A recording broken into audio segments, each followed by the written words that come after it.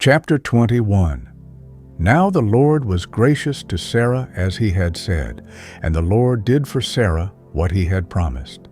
Sarah became pregnant and bore a son to Abraham in his old age, at the very time God had promised him. Abraham gave the name Isaac to the son Sarah bore him. When his son Isaac was 8 days old, Abraham circumcised him, as God commanded him. Abraham was 100 years old when his son Isaac was born to him. Sarah said, "God has brought me laughter, and everyone who hears about this will laugh with me." And she added, "Who would have said to Abraham that Sarah would nurse children? Yet I have borne him a son in his old age." The child grew and was weaned, and on the day Isaac was weaned, Abraham held a great feast. But Sarah saw that the son whom Hagar the Egyptian had borne to Abraham was mocking, and she said to Abraham, "Get rid of that slave woman and her son, for that slave woman's son will never share in the inheritance with my son Isaac." The matter distressed Abraham greatly because it concerned his son. But God said to him, "Do not be so distressed about the boy and your maidservant. Listen to whatever Sarah tells you, because it is through Isaac that your offspring will be reckoned. I will make the son of the maidservant into a nation also, because he is your offspring." Early the next morning, Abraham took some food and a skin of water and gave them to Hagar. He set them on her shoulders and then sent her off with the boy.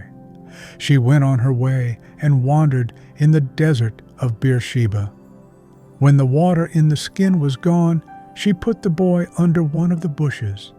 Then she went off and sat down nearby, about a bow shot away, for she thought, "I cannot watch the boy die." And as she sat there nearby, she began to sob. God heard the boy crying, and the angel of God called to Hagar from heaven and said to her, "What is the matter, Hagar? Do not be afraid. God has heard the boy crying as he lies there. Lift the boy up and take him by the hand, for I will make him into a great nation." Then God opened her eyes, and she saw a well of water. So she went and filled the skin with water and gave the boy a drink. God was with the boy as he grew up. He lived in the desert and became an archer. While he was living in the desert of Paran, his mother got a wife for him from Egypt. At that time, Abimelech and Phicol, the commander of his forces, said to Abraham, "God is with you in everything you do. Now swear to me here before God that you will not deal falsely with me or my children or my descendants. Show to me and the country where you are living as an alien the same kindness I have shown to you." Abraham said, "I swear it." Then Abraham complained to Abimelech about a well of water that Abimelech's servants had seized. But Abimelech said, "I don't know who has done this. You did not tell me, and I heard about it only today." So Abraham brought sheep and cattle and gave them to Abimelech, and the two men made a treaty. Abraham set apart 7 ewe lambs from the flock, and Abimelech asked Abraham, "What is the meaning of these 7 ewe lambs you have set apart by themselves?" He replied, "Accept these 7 lambs from my hand as a witness that I dug this well." So that place was called Beersheba, because the two men swore an oath there. After the treaty had been made at Beersheba, Abimelech and Phicol, the commander of his forces, returned to the land of the Philistines. Abraham planted a tamarisk tree in Beersheba, and there he called upon the name of the Lord, the eternal God. And Abraham stayed in the land of the Philistines for a long time. Chapter 22. Some time later, God tested Abraham. He said to him, "Abraham." "Here I am," he replied. Then God said, "Take your son, your only son, Isaac, whom you love, and go to the region of Moriah. Sacrifice him there as a burnt offering on one of the mountains I will tell you about." Early the next morning Abraham got up and saddled his donkey. He took with him 2 of his servants and his son Isaac. When he had cut enough wood for the burnt offering, he set out for the place God had told him about. On the 3rd day, Abraham looked up and saw the place in the distance. He said to his servants, "Stay here with the donkey while I and the boy go over there. We will worship, and then we will come back to you." Abraham took the wood for the burnt offering and placed it on his son Isaac, and he himself carried the fire and the knife. As the 2 of them went on together, Isaac spoke up and said to his father, "Abraham." "Father?" "Yes, my son," Abraham replied. "The fire and wood are here," Isaac said, "but where is the lamb for the burnt offering?" Abraham answered, "God himself will provide the lamb for the burnt offering, my son." And the 2 of them went on together. When they reached the place God had told him about, Abraham built an altar there and arranged the wood on it. He bound his son Isaac and laid him on the altar on top of the wood. Then he reached out his hand and took the knife to slay his son. But the angel of the Lord called out to him from heaven, "Abraham, Abraham." "Here I am," he replied. "Do not lay a hand on the boy," he said. "Do not do anything to him. Now I know that you fear God, because you have not withheld from me your son, your only son." Abraham looked up, and there in a thicket he saw a ram caught by its horns. He went over and took the ram and sacrificed it as a burnt offering instead of his son. So Abraham called that place, "The Lord will provide." And to this day it is said, "On the mountain of the Lord it will be provided." The angel of the Lord called to Abraham from heaven a second time and said, "I swear by myself, declares the Lord, that because you have done this and have not withheld your son, your only son, I will surely bless you and make your descendants as numerous as the stars in the sky and as the sand on the seashore. Your descendants will take possession of the cities of their enemies, and through your offspring all nations on earth will be blessed, because you have obeyed me." Then Abraham returned to his servants, and they set off together for Beersheba. And Abraham stayed in Beersheba. Some time later, Abraham was told, "Milcah is also a mother. She has borne sons to your brother Nahor, Uz the firstborn, Buz his brother, Kemuel, the father of Aram, Kesed, Hazo, Pildash, Jidlaph, and Bethuel. Bethuel became the father of Rebekah. Milcah bore these 8 sons to Abraham's brother Nahor. His concubine, whose name was Roimah, also had sons, Tebah, Gaham, Tahash, and Maacah. Chapter 23. Sarah lived to be 127 years old. She died at Kiriath Arba, that is, Hebron, in the land of Canaan. And Abraham went to mourn for Sarah and to weep over her. Then Abraham rose from beside his dead wife and spoke to the Hittites. He said, "I am an alien and a stranger among you. Sell me some property for a burial site here so I can bury my dead." The Hittites replied to Abraham, "Sir, listen to us. You are a mighty prince among us. Bury your dead in the choicest of our tombs. None of us will refuse you his tomb for burying your dead." Then Abraham rose and bowed down before the people of the land, the Hittites. He said to them, "If you are willing to let me bury my dead, then listen to me and intercede with Ephron son of Zohar on my behalf, so he will sell me the cave of Machpelah, which belongs to him and is at the end of his field. Ask him to sell it to me for the full price as a burial site among you." Ephron the Hittite was sitting among his people, And he replied to Abraham in the hearing of all the Hittites who had come to the gate of his city. "No, my lord," he said, "listen to me.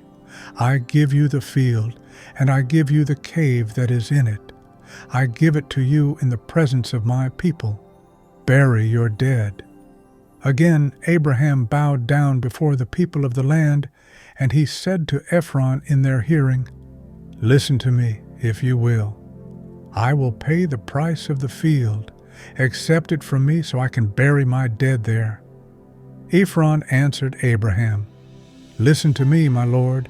The land is worth 400 shekels of silver, but what is that between me and you? Bury your dead."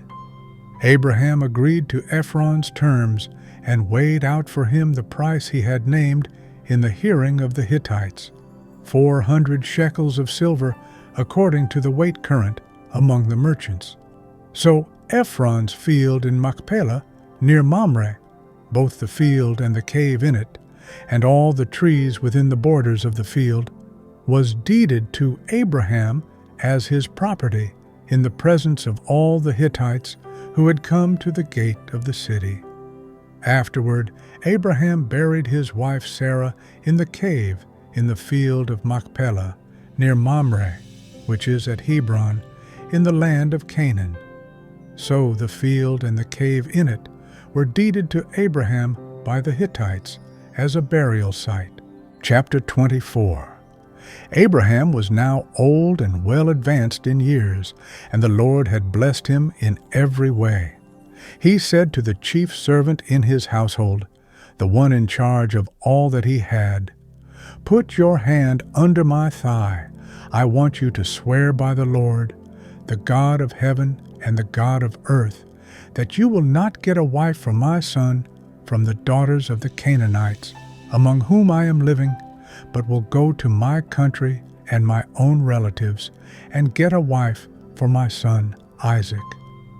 The servant asked him, "What if the woman is unwilling to come back with me to this land? Shall I then take your son back to the country you came from?" "Make sure that you do not take my son back there," Abraham said. "The Lord, the God of heaven, who brought me out of my father's household and my native land, and who spoke to me and promised me on oath, saying, 'To your offspring I will give this land. He will send his angel before you, so that you can get a wife for my son from there. If the woman is unwilling to come back with you, then you will be released from this oath of mine. Only do not take my son back there.'" So the servant put his hand under the thigh of his master Abraham and swore an oath to him concerning this matter. Then the servant took 10 of his master's camels and left, taking with him all kinds of good things from his master. He set out for Aram Naharaim and made his way to the town of Nahor. He had the camels kneel down near the well outside the town. It was toward evening, the time the women go out to draw water. Then he prayed, "O Lord, God of my master Abraham, give me success today, and show kindness to my master Abraham. See, I am standing beside this spring, and the daughters of the townspeople are coming out to draw water. May it be that when I say to a girl, 'Please let down your jar that I may have a drink,' and she says, 'Drink, and I'll water your camels too,' let her be the one you have chosen for your servant Isaac. By this I will know that you have shown kindness to my master." Before he had finished praying, Rebekah came out with her jar on her shoulder. She was the daughter of Bethuel, son of Milcah, who was the wife of Abraham's brother Nahor. The girl was very beautiful, a virgin. No man had ever lain with her. She went down to the spring, filled her jar, and came up again. The servant hurried to meet her and said, "Please give me a little water from your jar." "Drink, my lord," she said, and quickly lowered the jar to her hands and gave him a drink. After she had given him a drink, she said, "I'll draw water for your camels too, until they have finished drinking." So she quickly emptied her jar into the trough, ran back to the well to draw more water, and drew enough for all his camels. Without saying a word, the man watched her closely to learn whether or not the Lord had made his journey successful.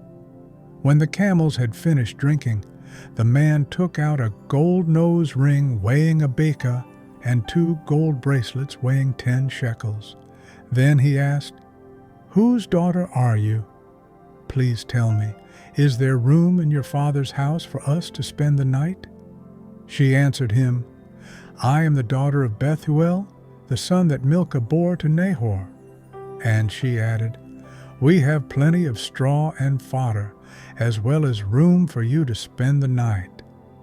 Then the man bowed down and worshipped the Lord, saying, "Praise be to the Lord, the God of my master Abraham, who has not abandoned his kindness and faithfulness to my master. As for me, the Lord has led me on the journey to the house of my master's relatives." The girl ran and told her mother's household about these things. Now Rebekah had a brother named Laban, and he hurried out to the man at the spring. As soon as he had seen the nose ring and the bracelets on his sister's arms, and had heard Rebekah tell what the man said to her, he went out to the man and found him standing by the camels near the spring. "Come, you who are blessed by the Lord," he said. "Why are you standing out here? I have prepared the house and a place for the camels." So the man went to the house, and the camels were unloaded. Straw and fodder were brought for the camels, and water for him and his men to wash their feet. Then food was set before him, but he said, "I will not eat until I have told you what I have to say." "Then tell us," Laban said. So he said, "I am Abraham's servant. The Lord has blessed my master abundantly, and he has become wealthy.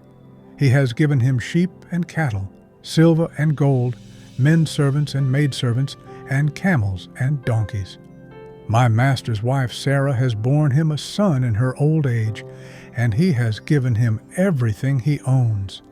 And my master made me swear an oath, and said, 'You must not get a wife for my son from the daughters of the Canaanites, in whose land I live, but go to my father's family and to my own clan, and get a wife for my son.' Then I asked my master, 'What if the woman will not come back with me?' He replied, 'The Lord, before whom I have walked, will send his angel with you and make your journey a success, so that you can get a wife for my son from my own clan and from my father's family. Then, when you go to my clan, you will be released from my oath, even if they refuse to give her to you. You will be released from my oath. When I came to the spring today, I said, O Lord, God of my master Abraham, if you will, please grant success to the journey on which I have come. See, I am standing beside this spring. If a maiden comes out to draw water, and I say to her, Please let me drink a little water from your jar, and if she says to me, Drink, and I'll draw water for your camels too, let her be the one the Lord has chosen for my master's son." Before I finished praying in my heart, Rebekah came out with her jar on her shoulder. She went down to the spring and drew water, and I said to her, Please give me a drink. She quickly lowered her jar from her shoulder and said, Drink, and I'll water your camels too. So I drank, and she watered the camels also. I asked her, Whose daughter are you? She said, The daughter of Bethuel son of Nahor, whom Milcah bore to him. Then I put the ring in her nose and the bracelets on her arms, and I bowed down and worshipped the Lord. I praised the Lord, the God of my master Abraham, who had led me on the right road to get the granddaughter of my master's brother for his son. Now, if you will show kindness and faithfulness to my master, tell me, and if not, tell me, so I may know which way to turn." Laban and Bethuel answered, "This is from the Lord. We can say nothing to you one way or the other. Here is Rebekah. Take her and go, and let her become the wife of your master's son, as the Lord has directed." When Abraham's servant heard what they said, he bowed down to the ground before the Lord. Then the servant brought out gold and silver jewelry and articles of clothing, and gave them to Rebekah. He also gave costly gifts to her brother and to her mother. Then he and the men who were with him ate and drank and spent the night there. When they got up the next morning, he said, "Send me on my way to my master." But her brother and her mother replied, "Let the girl remain with us 10 days or so, then you may go." But he said to them, "Do not detain me, now that the Lord has granted success to my journey. Send me on my way, so I may go to my master." Then they said, "Let's call the girl and ask her about it." So they called Rebekah and asked her, "Will you go with this man?"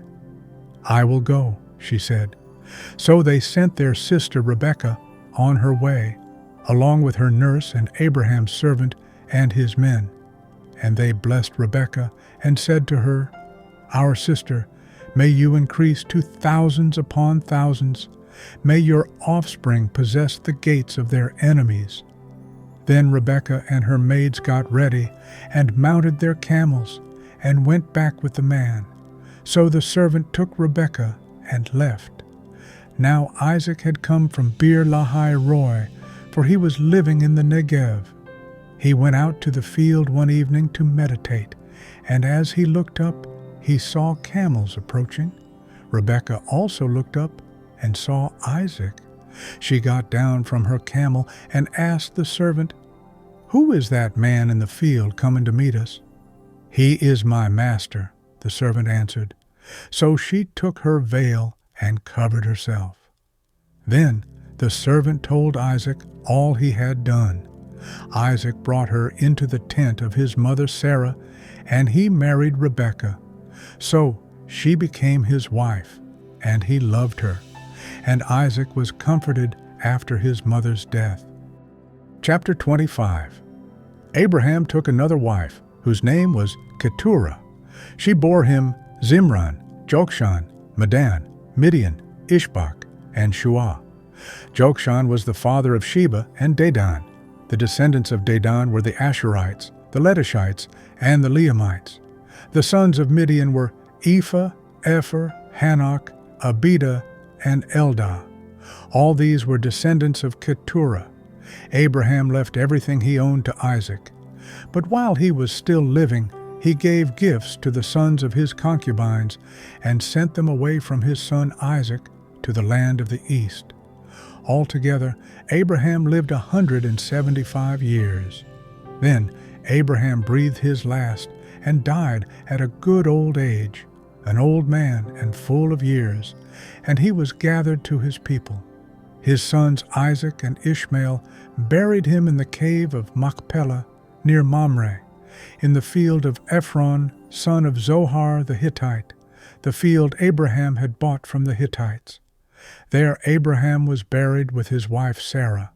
After Abraham's death, God blessed his son Isaac, who then lived near Beer Lahai Roi. This is the account of Abraham's son Ishmael, whom Sarah's maidservant, Hagar the Egyptian, bore to Abraham. These are the names of the sons of Ishmael, listed in the order of their birth: Nebaioth, the firstborn of Ishmael, Kedar, Adbeel, Mibsam, Mishma, Dumah, Massa, Hadad, Tema, Jetur, Naphish, and Kedema. These were the sons of Ishmael, and these are the names of the 12 tribal rulers according to their settlements and camps. Altogether, Ishmael lived 137 years.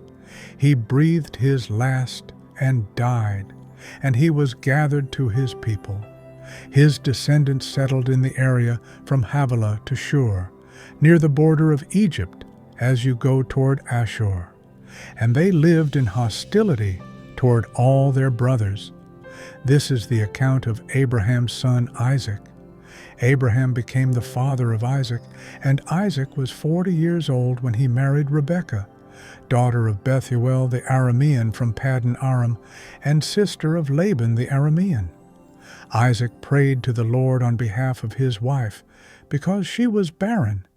The Lord answered his prayer, and his wife Rebekah became pregnant. The babies jostled each other within her, and she said, "Why is this happening to me?" So she went to inquire of the Lord. The Lord said to her, "Two nations are in your womb, and two peoples from within you will be separated. One people will be stronger than the other, and the older will serve the younger." When the time came for her to give birth, there were twin boys in her womb. The first to come out was red, and his whole body was like a hairy garment, so they named him Esau. After this, his brother came out, with his hand grasping Esau's heel, so he was named Jacob. Isaac was 60 years old when Rebekah gave birth to them.